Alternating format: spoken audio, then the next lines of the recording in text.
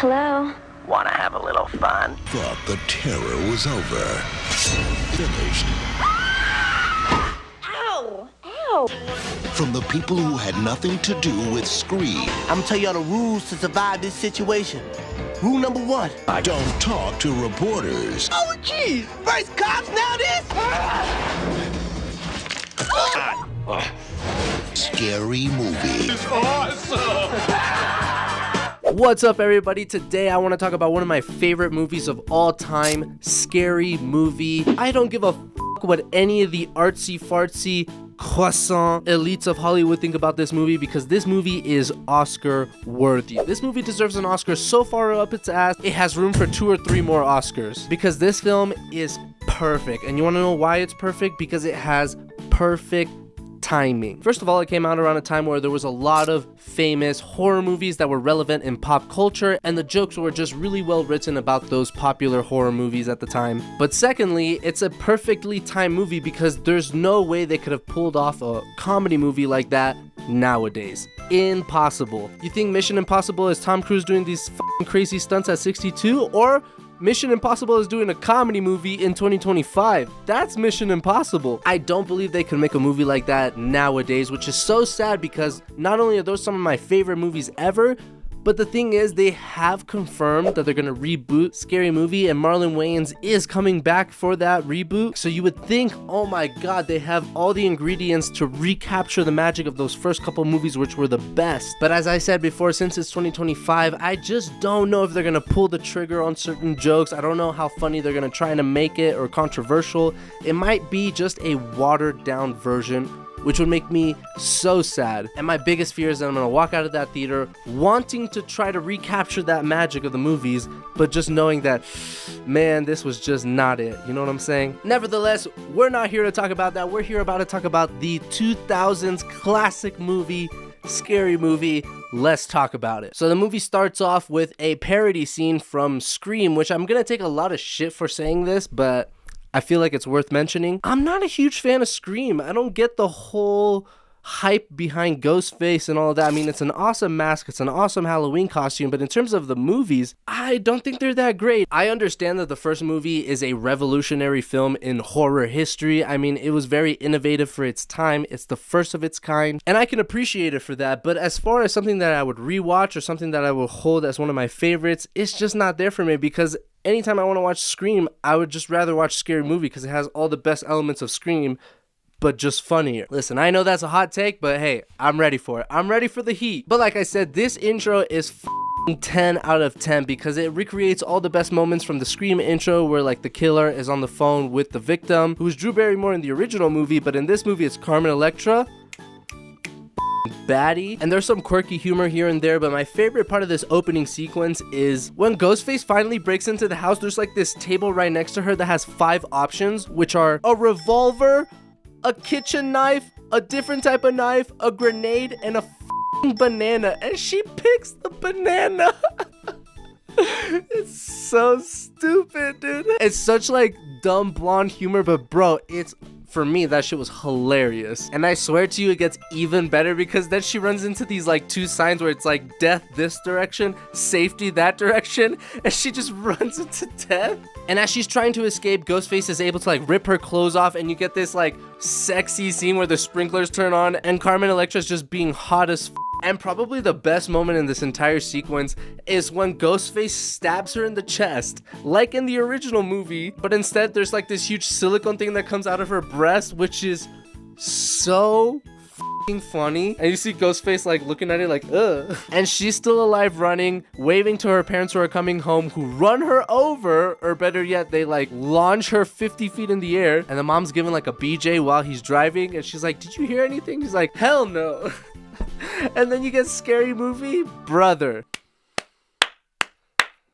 10 out of 10 intro, 10 out of 10. We then come to the opening sequence with Anna Faris, which I've always found very interesting. If you look at the poster of this movie, Anna Faris is not on the poster, which is really weird because she's literally like the protagonist of the film. She's one of the main characters for sure, but she's not on the front cover. Like literally the other hot girl that gets killed first and Carmen Electra are in the poster, but she is not, which I find very bizarre. I know you can find on Google like the red poster and she's in it, and like some of the blue ones where she is also in it. But if you go on IMDb, man, the poster on there does not have Anna Faris, so I just find that interesting. But her boyfriend or the guy that she's talking to like sneaks into her window. Her dad hears something and tries to come in, and I love the father in this movie because he is just a crackhead and he like works for Pablo Escobar or some shit like this. He's like, I thought I heard some noise up in here, and then she's like, no, you didn't. And he's like, oh, okay, it must have been the crack I smoked earlier. I'm like, what the fuck?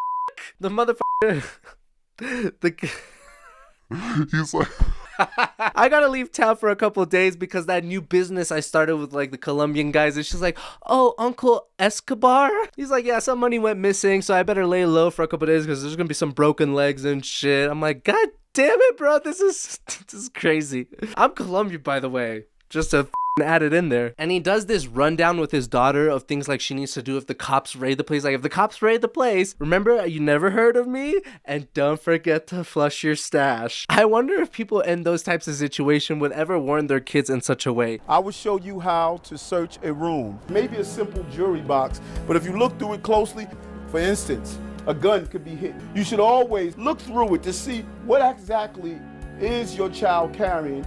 Something simple as a crack pipe, something simple as a baby doll. Could be a place where you can secrete or hide drugs. Anyways, the dad leaves and the dude is trying to get into her pants, and it's such a funny scene because as he's trying, there's like this metal cage or fence over her like private parts, and it's electrified, so he can't go any further with a no trespassing sign. I mean, it's ridiculous. But my favorite part of this scene is at the very end. He's like leaving out the window and he's like, I'm gonna do some like PG-13 stuff, and like shows her tits, but it's like these man boobs, and he falls out of shock. And then we cut to the high school that they're attending, which, by the way, god damn, bro, this has to be the greatest high school of all time. That shit looks like Princeton. How the is a high school that I went to RBV? That shit was ghetto as hell. Then we get introduced to some of the best characters in the movie, which is Shorty and Brenda. They are hilarious, and we'll get into Shorty in just a minute, but Brenda splits up with him to meet with her friend Cindy, and they're both standing there waiting for their other friend Buffy Gilmore to get away from her dad. And as her dad leaves, she approaches her friends in probably one of my favorite scenes of the movie, where she just goes up to Brenda and she's like, what is up, my sister? What is up, my sister?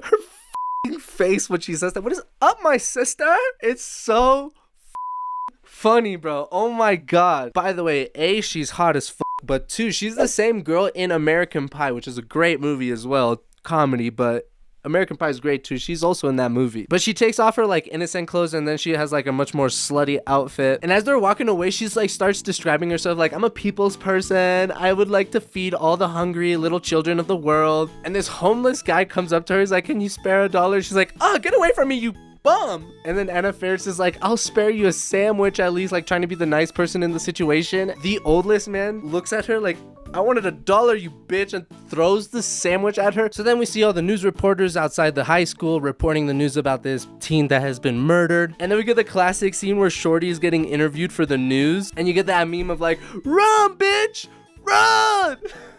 And then we cut to the locker rooms where Shawn Wayans is, and we have to admit that like these movies, especially the first 2 ones, the magic really does come from these 2 brothers. They made these movies special. That's why like I really hope they can recapture that in the new movie. And I do love all the scary movies, I'm not gonna sit up here and lie to you, but there is something special about the first 2 that the others just don't quite have. Like the first 2 are a little bit more special than the rest, even though I like all of them. And a big part of that has to be the Wayans brothers. But anyways, we see Shawn Wayans asking his friend like, do you think I look gay in this? And then he tucks his shirt in to make it look really gay, and he's like, how about now? And he's like, nah, man. He's like, all right, cool. And the roid rage guy, bro, this guy is hilarious, dude. He's in a bunch of the movies that they come out in, but like in this movie, he definitely, I call him roid rage because he has roid rage. He's like, my report card, man. And his girlfriend's like, well, at least there's one A in the middle of the word dumbass.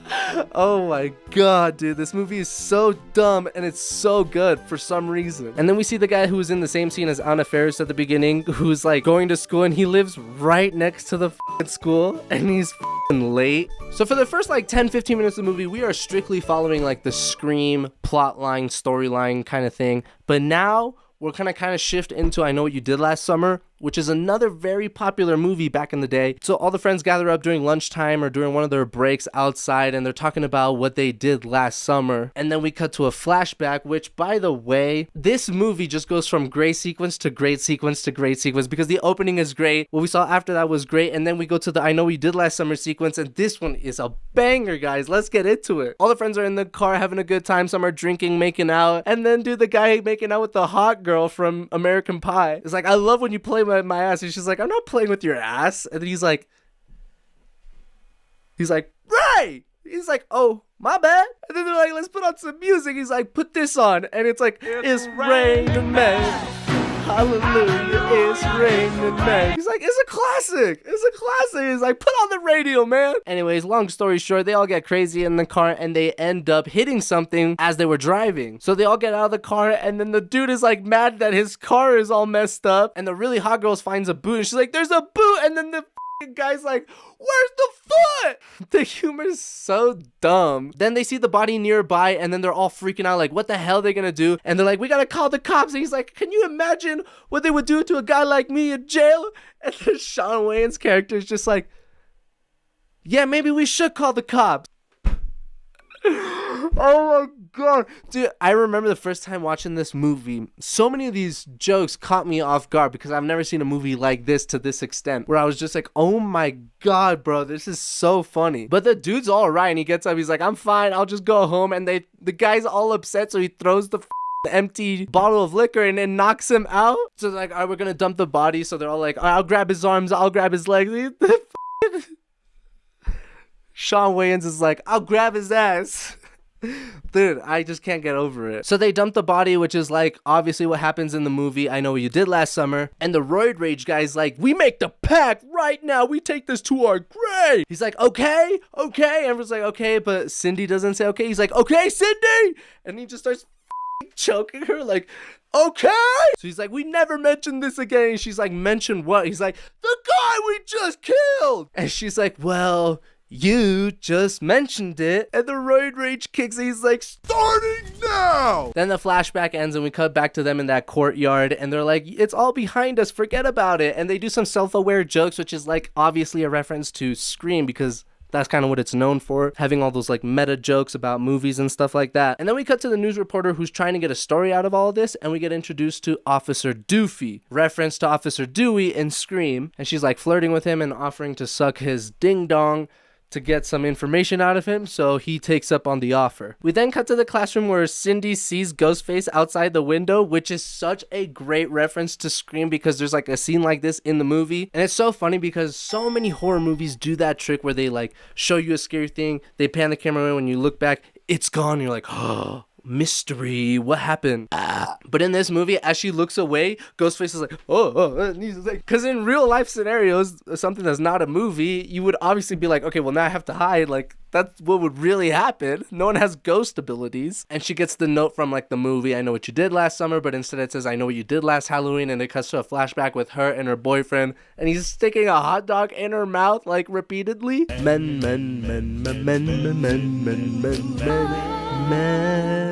But then there's a second note like, no bitch, I'm talking about the guy you killed. This is what I find so funny, because there's such great jokes, because there's stuff like that you don't think about when you watch the movie, but it's like, yeah, what if someone left a note like that super creepily, like, I know what you did last summer, and then they think of something different than you, like you had the intent to make it scary, but it didn't come off as scary. Like, what if you just ignited a happy memory in someone? Like, you don't know, you don't have control of what they think of. Cindy gets brought in for some questioning. I'm gonna kind of skip this part, but I want to talk next about the football scene where we go to the locker rooms of the guys, where Shawn Wayne's character is high-fiving everyone and slapping into the ass, and then he's like chasing them into the shower, and Mr. Roid Rage goes to hit the bag, and then as he's done with the workout, he hears something in the locker room, and he sees this picture in his locker of a small dick and gets extremely upset, aka roid rage. He's like, that's not funny, man. A small penis is like a disability. Would you make fun of someone in a wheelchair? He's like, it's not the size of the hammer, it's the nail you're throwing it at. Oh my God.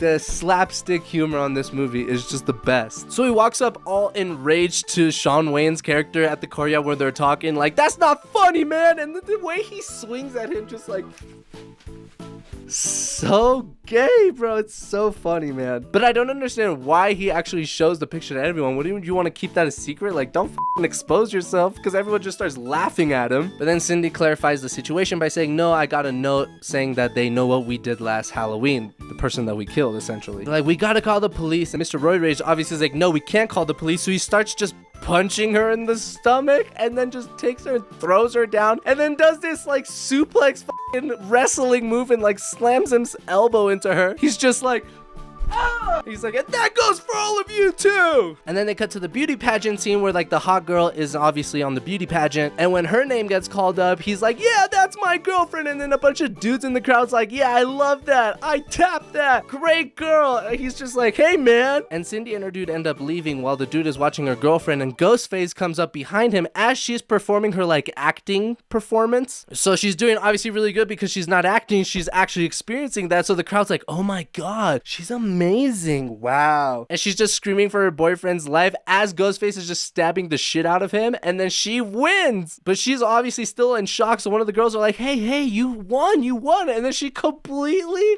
forgets about her boyfriend. And I love this moment where Cindy comes to like check up on her, and she's like, what about Greg? And then she's like, Greg, get out of my way, loser. And then we cut to Cindy in her house who's taking a bath, and then she gets on the phone with Ghostface, and Ghostface like surprises her that he's in the house. And I love this scene because he's like, you can't guess where I'm at. And then you see his like feet just going like as he's hunched over like and she's like, I see you right behind my couch. And he's like, oh no, look away.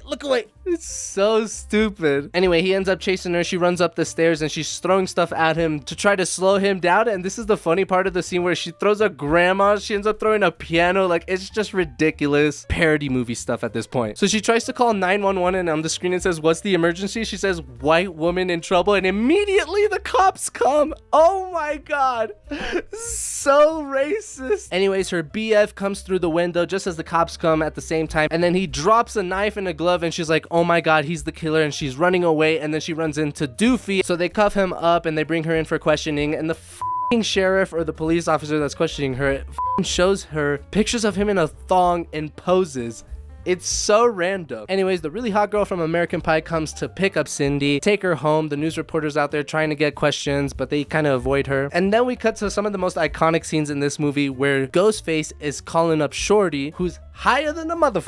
Higher than a cop. And he's like, sup? And he's like, what's up? He's like, what you doing? He's like, nothing, just sitting watching the game, smoking some bud. And then his friend comes in the background and is like, what's up? What up? This scene, for you guys to know, before I even saw this movie, that moment in time, like the what up, that part was famous for Annoying Orange. If you don't know what that is, that was a YouTube channel that was popping back in the day, man. And there's a video where they're just like, what up, what up, what up? And I was like, that's the Annoying Orange. But that originated in this movie. That's how good this movie is, man. It resonated in pop culture, my man. It sent ripple waves throughout the lake, you know what I'm saying? And my metaphors landing. Anyways, we cut to the hot girl from American Pie in the room with Cindy talking about stuff, and then they get a phone call, and it's the serial killer Ghostface. So she ends up realizing that it's obviously not her BF that she kind of thought at the beginning. And Doofus over here, don't correct me, I know it's Doofy,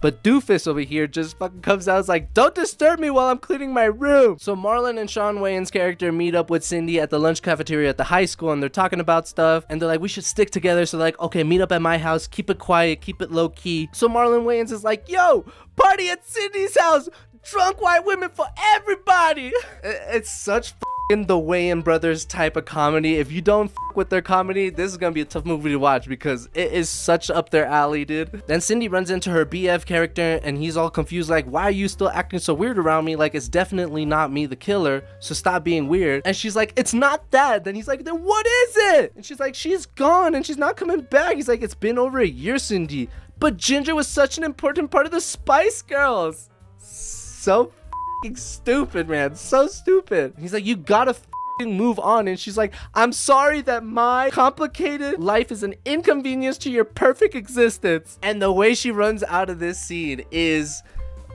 a meme of a gif that I will forever have looped in my mind, like when she's just like running out. They cut to this press conference that these cops are holding, and the news reporter obviously knows more than she needs to know, so he's like, how the hell did you get that information? And dumbass doofy in the background's like, hey Gail swallows. And then we go to the locker room of the girls, and we get this like reference to the movie Teen Wolf with Michael J. Fox. Not Teen Wolf the show. I'm talking before that. There was a werewolf movie with Michael J. Fox where he's like a werewolf playing basketball. And in that movie, they have this like PE coach or whatever that's very masculine woman. And the way they make fun of it in this movie, like you see Cindy going into the office to talk to her, and her balls that are disgusting AF are just hanging out, and then they're just slapping against Cindy. That's what I love about this film. Obviously, the two main movies that they're deriving from is Scream and I Know What You Did Last Summer, but it does have a lot of other movies sprinkled into there. Like you get Matrix later on, which we'll see, Teen Wolf, and just a bunch of other movies, which I just love that. And then we finally get to see the American Pie girl, who has been annoying as hell, although very hot, get killed by Ghostface, and she's just like taunting Ghostface the entire time, like, is this the time where I'm supposed to scream and yell? But he cuts her head off, and she's still talking. Damn, these bitches don't shut the fuck up. And now we cut to them coming outside, and this like teacher is like threatening to commit suicide, and Anna Faris, not having any awareness of her surrounding, is just like, what are you waiting for? Ooh. Like, it's a classic reference to the movie I Know What You Did Last Summer, which is one of the corniest, cheesiest scenes you're ever gonna see. But in the context of this movie, the guy that is attempting to commit suicide is just like, what am I waiting for? You think I'm not doing it? And he jumps off and just lands right next to him. And then we cut to one of my favorite intimate sex scenes, if you will, of all time, where Brenda and Shawn Wayans are in bed and they're having like this sexy moment, and Shawn Wayans is just like, ooh, put on those shoulder pads. Ooh, go on, girl.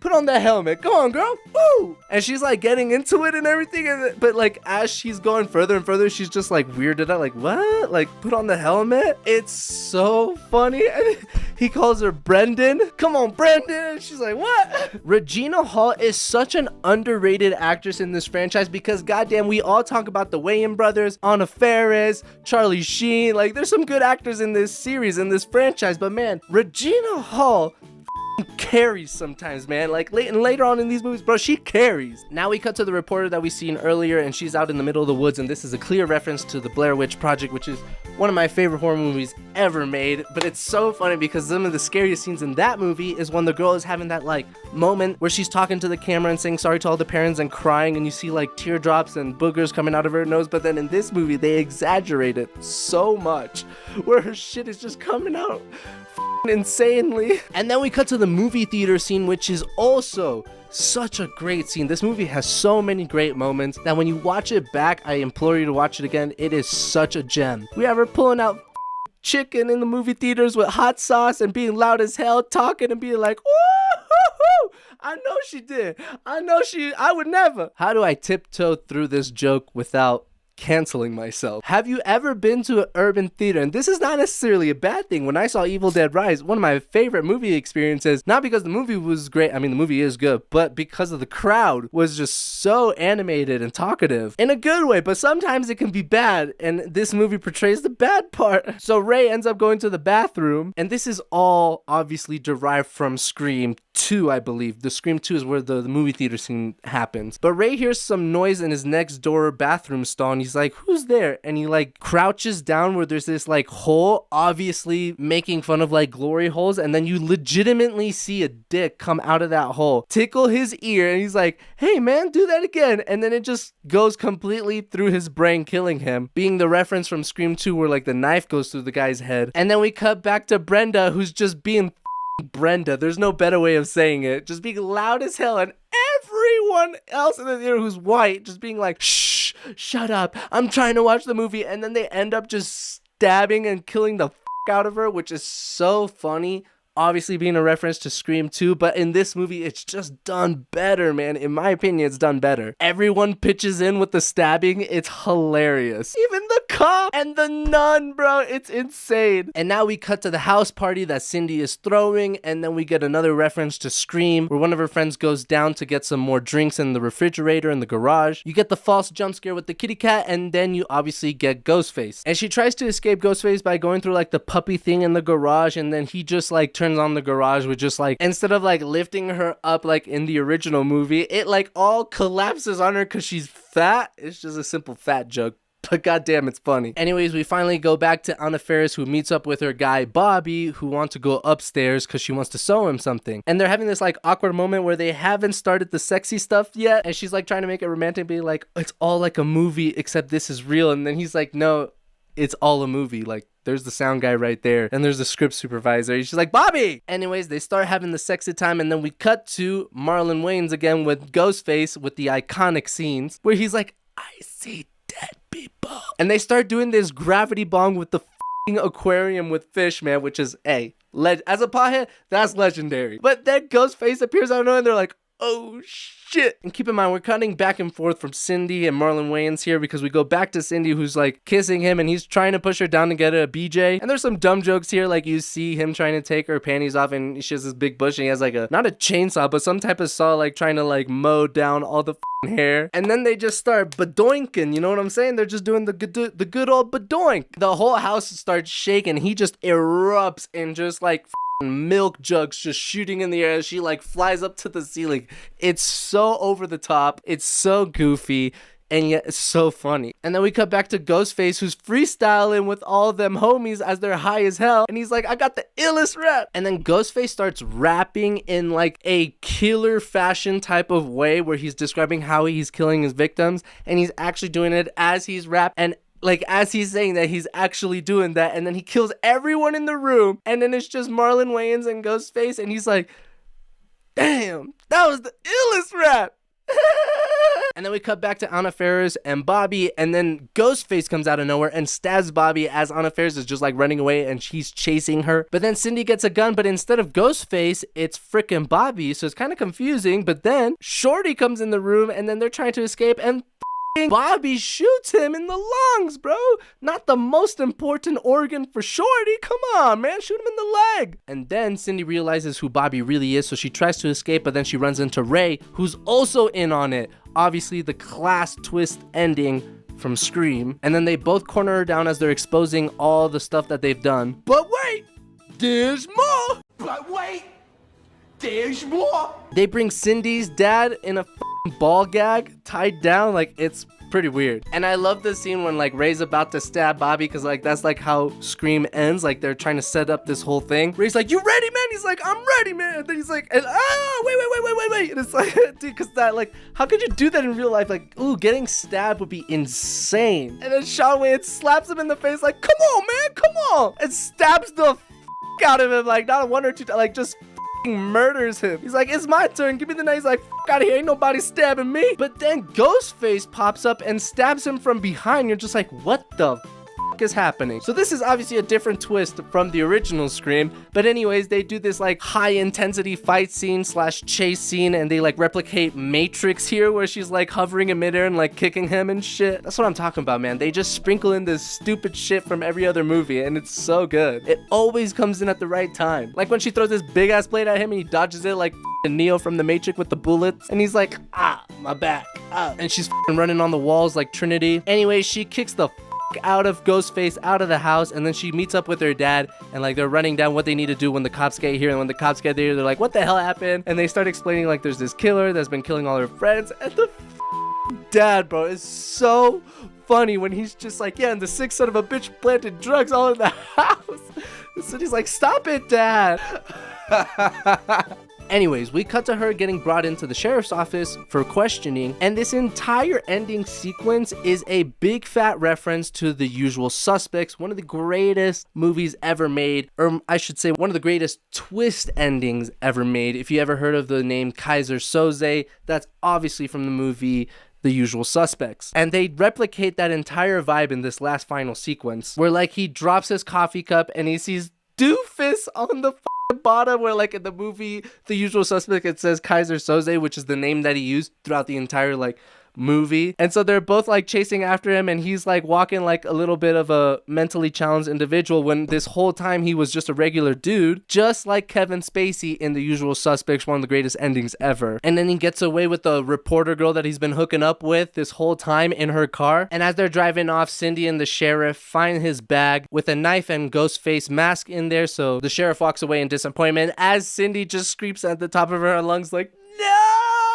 Like the end of I Know What You Did Last Summer. And then she gets run over. Bro, just typical ending from this type of movie. I love this movie. This is a perfect movie. Definitely my favorite scary movie from the entire franchise. Listen, it may not be for everyone. It may be too dumb, too slapstick type humor for you. But for me, every joke lands. Every joke is so well written. It references a movie that is popular and relevant in pop culture at that time. And it was just so well done. There's nothing I can say negative about this movie. Everything f***ing slams. The cast, all the actors, all the jokes, all the references. It's just not too long, not too short. It's f***ing perfect. I love this movie. Hit me up down in the comments, man. How do you guys like this movie? How do you feel about this? I hope the new one is awesome. We'll see, but I will catch you guys on the next one. And don't worry, we are doing this entire franchise, so be ready for more videos about Scary Movie. Peace.